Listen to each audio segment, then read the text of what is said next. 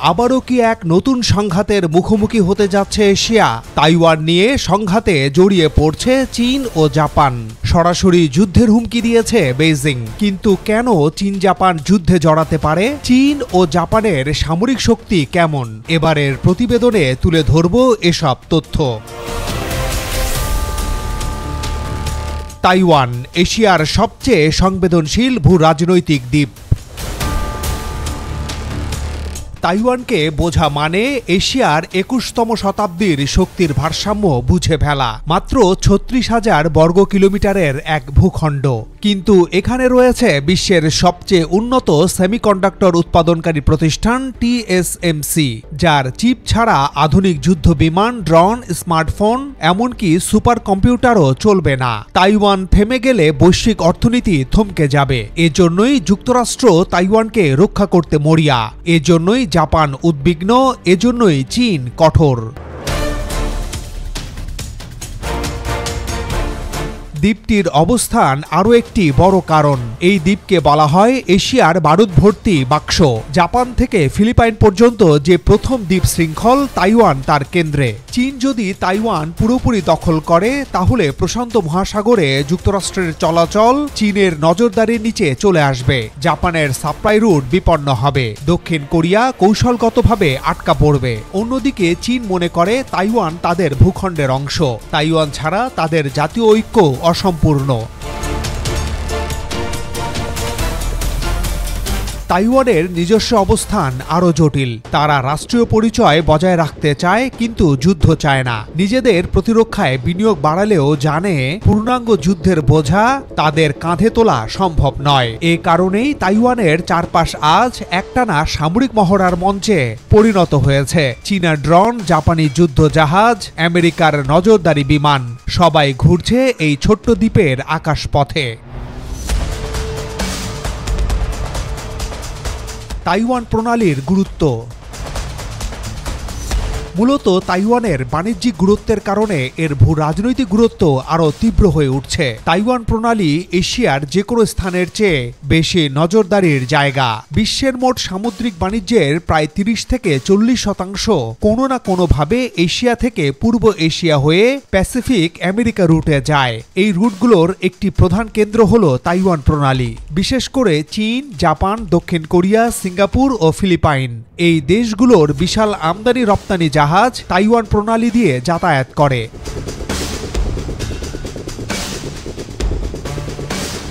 Japan ও দক্ষিণ Korea প্রায় সম্পূর্ণভাবে মধ্যপ্রাচ্যের তেলের উপর নির্ভরশীল। তাদের তেলের বিশাল অংশ আসে মালাক্কা প্রণালী, দক্ষিণ চীন সাগর, তাইওয়ান প্রণালী পথ ধরে। তাই একদিনের জন্য যদি এই পথ বন্ধ হয়, দেশগুলোর অর্থনীতি থেমে যাবে। সবচেয়ে বেশি ঝুঁকিতে পড়বে জাপান।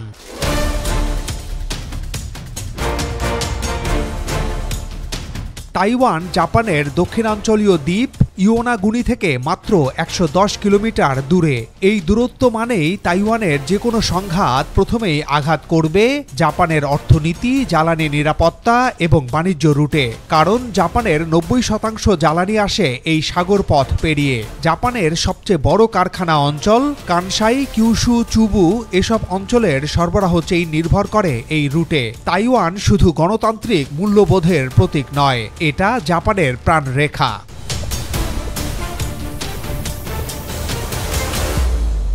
তাইওয়ান নিয়ে চীনের দাবি। চীন দাবি করে ওয়ান চায়না পলিসি অনুযায়ী তাইওয়ান তার অঞ্চল, বিচ্ছিন্ন প্রদেশ। তাইওয়ানকে মূল ভূখণ্ডের সঙ্গে একীভূত করা হবে, প্রয়োজনে শান্তিপূর্ণভাবে, না হলে বল প্রয়োগে। গত ৩ বছরে চীনা যুদ্ধ বিমান ১০,০০০-এর বেশি বার তাইওয়ানের আকাশসীমা লঙ্ঘন করেছে। তাইওয়ান প্রণালীর উত্তর, দক্ষিণ ও পূর্ব, সেখানে নিয়মিত মহড়া চালিয়েছে। চীনা ড্রোন, ব্যালিস্টিক মিসাইল, জাহাজের সংখ্যা অভূতপূর্বভাবে বেড়েছে। বেইজিংয়ের চোখে জাপান, যুক্তরাষ্ট্র বা দক্ষিণ কোরিয়ার যে কোনো পদক্ষেপ তাইওয়ান প্রশ্নে বিদেশি হস্তক্ষেপ। এবার উত্তেজনা এমন পর্যায়ে পৌঁছেছে যে বেইজিং জাপানকে সরাসরি বলেছে এটি রেড লাইন, লঙ্ঘন করলে ভয়াবহ সামরিক পরিণতি হবে।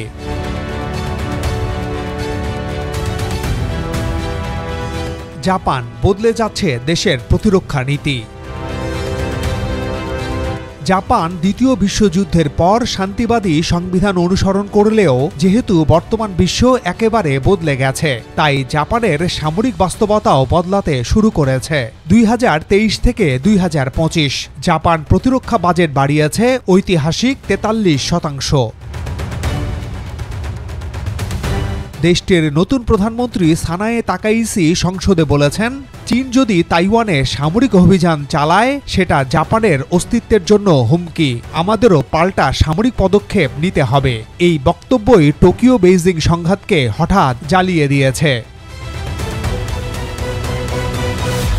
গত 3 দশক ধরে জাপান তাইওয়ানকে কখনো প্রকাশ্যে রক্ষা করেনি, আবার সরাসরি বিরোধিতাও করেনি। কিন্তু 2025 সালের নভেম্বরে এসে টোকিওর ভাষা হঠাৎই যেন বদলে গেছে। জাপানের প্রতিরক্ষা মন্ত্রী সরাসরি বলেছেন, তাইওয়ানে স্থিতিশীলতা না থাকলে জাপানও নিরাপদ নয়। এই এক ঘোষণাই উত্তপ্ত করে তুলেছে বেইজিংকে। আগেই উল্লেখ করেছি, চীনের দৃষ্টিতে তাইওয়ান কোনো বিদেশি ভূখণ্ড নয়, চীনেরই অংশ। আর তাইওয়ানের পাশে দাঁড়ানো মানেই চীনের অভ্যন্তরীণ বিষয়ে হস্তক্ষেপ। জাপান যখন মার্কিন যুক্তরাষ্ট্রের সাথে যৌথ সামরিক মহড়া চালালো, যুদ্ধবিমান পাঠালো দক্ষিণ পশ্চিম দ্বীপমালায়, চীন তখন বুঝে গেল বিষয়টি শুধু কূটনীতি নয়, জাপান আসলে তার সামরিক অবস্থান শক্ত করছে। জাপান চীন কার সামরিক শক্তি কেমন?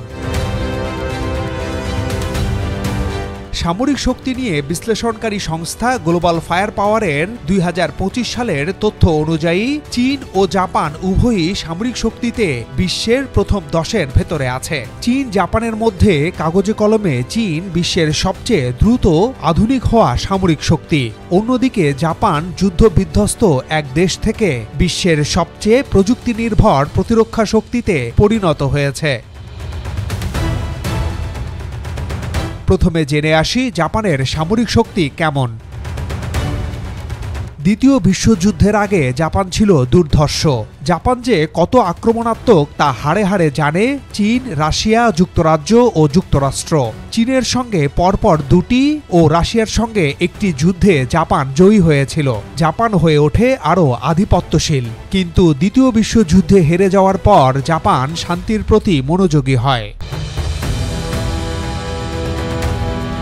গ্লোবাল ফায়ার পাওয়ারের 2025 সালের তথ্য অনুযায়ী সামরিক শক্তিতে জাপান বর্তমানে বিশ্বের 8ম শক্তিধর দেশ। জাপানের সামরিক শক্তি প্রযুক্তি নির্ভর, দ্রুত প্রতিক্রিয়াশীল এবং অত্যন্ত আধুনিক। দেশটির সক্রিয় সৈন্য সংখ্যা প্রায় 2,47,000 আর রিজার্ভে রয়েছে আরও 56,000 সৈন্য। জনশক্তি সীমিত হলেও উচ্চমানের প্রশিক্ষণ, শৃঙ্খলা এবং উন্নত সামরিক প্রযুক্তি তাদের প্রকৃত শক্তিকে বহুগুণে বাড়িয়ে দিয়েছে। জাপানের এয়ার ডিফেন্স এশিয়ার অন্যতম শক্তিশালী। আকাশসীমা সুরক্ষায় তাদের হাতে রয়েছে প্রায় 1443টি বিমান, যার কেন্দ্রে F-35 এবং F-15J এর মতো আধুনিক ফাইটার জেট। এগুলো মূলত প্রতিরক্ষা ও আকাশ নিয়ন্ত্রণে ব্যবহৃত হয় এবং প্রযুক্তিগত নির্ভরতায় জাপান দীর্ঘদিন ধরেই এগিয়ে। স্থলবাহিনীর ক্ষেত্রে তাদের 521টি ট্যাঙ্ক রয়েছে। সংখ্যায় কম মনে হতে পারে, কিন্তু জাপান আক্রমণাত্মক যুদ্ধে নয়, প্রতিরক্ষার প্রস্তুতিতেই বেশি গুরুত্ব দেয়। দ্রুত মোতায়েনযোগ্য ইউনিট, আধুনিক যোগাযোগ ব্যবস্থা এবং উচ্চমানের লজিস্টিক কাঠামো তাদের স্থলবাহিনীকে কার্যকর করে তুলেছে। নৌবাহিনী জাপানের সবচেয়ে শক্তিশালী দিকগুলোর একটি। তাদের কাছে রয়েছে 159টি নৌযান, যার মধ্যে 24টি সাবমেরিন বিশেষ উল্লেখযোগ্য। প্রযুক্তিগত মান এবং নিখুঁত অপারেশনে অত্যন্ত সক্ষম। এছাড়া 4টি হেলিকপ্টার ক্যারিয়ার ধরনের বড় জাহাজ রয়েছে, যেগুলো সংকট মুহূর্তে দ্রুত প্রতিক্রিয়া ও প্রতিরক্ষামূলক কার্যক্রমে গুরুত্বপূর্ণ ভূমিকা পালন করে। এছাড়া জাপান হল যুক্তরাষ্ট্রের সামরিক জোটের অন্যতম সদস্য। চীনের সামরিক সক্ষমতা। 2025 সালের গ্লোবাল ফায়ার পাওয়ার অনুযায়ী চীন বিশ্বের 3য় সামরিক শক্তিধর দেশ। চীন বিশ্বের অন্যতম পরাশক্তি। চীনের সক্রিয় সৈন্যের সংখ্যা প্রায় 21 লাখ আর রিজার্ভে রয়েছে আরও 9,50,000। সংখ্যা এবং আকারে এটি বিশ্বের বৃহত্তম স্থলবাহিনী হিসেবে বিবেচিত, যা দ্রুত মোতায়েনযোগ্য, সুসংগঠিত এবং আধুনিক সরঞ্জাম দিয়ে সজ্জিত। আকাশ প্রতিরক্ষায় চীনের আছে ৩,২৭১টি বিমান, যার মধ্যে ফাইটার জেটের সংখ্যা প্রায় ১,৫০০। এদের মধ্যে J-20, J-16 এবং SU-35 ধরনের স্টেলথ ও আধুনিক ফাইটার অন্তর্ভুক্ত, যা চীনের আকাশসীমা নিয়ন্ত্রণ এবং আধুনিক আধিপত্য প্রতিষ্ঠায় গুরুত্বপূর্ণ ভূমিকা রাখে। তাদের বিমানবহর আধুনিক রাডার, ড্রোন ও ক্ষেপণাস্ত্র বহন ক্ষমতার সঙ্গে যুক্ত। স্থলবাহিনীতে চীনের ট্যাঙ্ক সংখ্যা ৩,৯০০-র বেশি, যা তাদের শক্তিশালী আক্রমণ এবং প্রতিরক্ষা উভয় কৌশলের জন্য অপরিহার্য। এবং এই ট্যাঙ্কগুলো টাইপ 99 এবং টাইপ 96 ধরনের, যার অত্যাধুনিক সেন্সর এবং ক্ষেপণাস্ত্র প্রতিরক্ষা সক্ষমতা রয়েছে। নৌবাহিনীর ক্ষেত্রে চীনের মোট নৌ সম্পদ ৭৫৩টি, যার মধ্যে সাবমেরিন ৭৫টি এবং এর মধ্যে কিছু নিউক্লিয়ার ক্ষমতা সম্পন্ন। চীনের নৌবাহিনী দ্রুত সম্প্রসারণশীল, আধুনিক ডেস্ট্রয়ার, এয়ারক্রাফট ক্যারিয়ার এবং পণ্যমূলক জাহাজ দ্বারা সমৃদ্ধ। সাবমেরিন এবং এয়ারক্রাফট ক্যারিয়ারের সমন্বয় তাদের উপকূলীয় এবং দূরপাল্লার অপারেশনকে শক্তিশালী করেছে। পারমাণবিক শক্তিধর চীনের হাতে আছে ৬০০টি পারমাণবিক ওয়ারহেড, যা তাদের কৌশলগত প্রতিরক্ষা ও প্রতিশ্রুতিশীল প্রতিশোধ ক্ষমতা প্রদর্শন করে। চীন জাপান যুদ্ধে জড়ালে কি হবে? চীনের কৌশল পরিষ্কার। যুদ্ধ হলে দ্রুত সমুদ্রপথ বন্ধ করে জাপানকে বিচ্ছিন্ন করবে। এরপর ক্ষেপণাস্ত্রের বৃষ্টি হবে তাদের ঘাঁটিগুলোতে। চীনের ধারণা, যুদ্ধ যত দীর্ঘ হবে, জাপানের ঝুঁকি তত বাড়বে। জাপানের শক্তি হল নিখুঁত প্রযুক্তি ও যুক্তরাষ্ট্রের সমর্থন। যুদ্ধ হলে জাপান একা লড়বে না। ওকিনাওয়া, ইয়োকোসুকা, কাদেনা এইসব মার্কিন ঘাঁটি সরাসরি যুদ্ধে জড়িয়ে পড়বে। চীন যদি সমুদ্র যুদ্ধে ভুল করে, জাপান ও যুক্তরাষ্ট্র মিলে চীনা নৌবহরের বড় ক্ষতি করতে পারে। আসলে বাস্তবতা হলো, চীন জাপান যুদ্ধ মানে অঞ্চল জুড়ে যুক্তরাষ্ট্র, তাইওয়ান, দক্ষিণ কোরিয়া সবাইকে টেনে আনা। আঞ্চলিক নয়, বৈশ্বিক সংঘর্ষে রূপ নেয়ার শতভাগ আশঙ্কা দেখা দিবে। বর্তমান বিশ্ব যুদ্ধের দামামায় ক্লান্ত। আরেকটি যুদ্ধ কেউ দেখতে চাই না। পৃথিবীতে শান্তি নেমে আসুক, এই কামনায় আজকের মতো ইতি টানছি। সাবস্ক্রাইব করে নোটিফিকেশন চালু করে রাখার অনুরোধ জানাচ্ছি।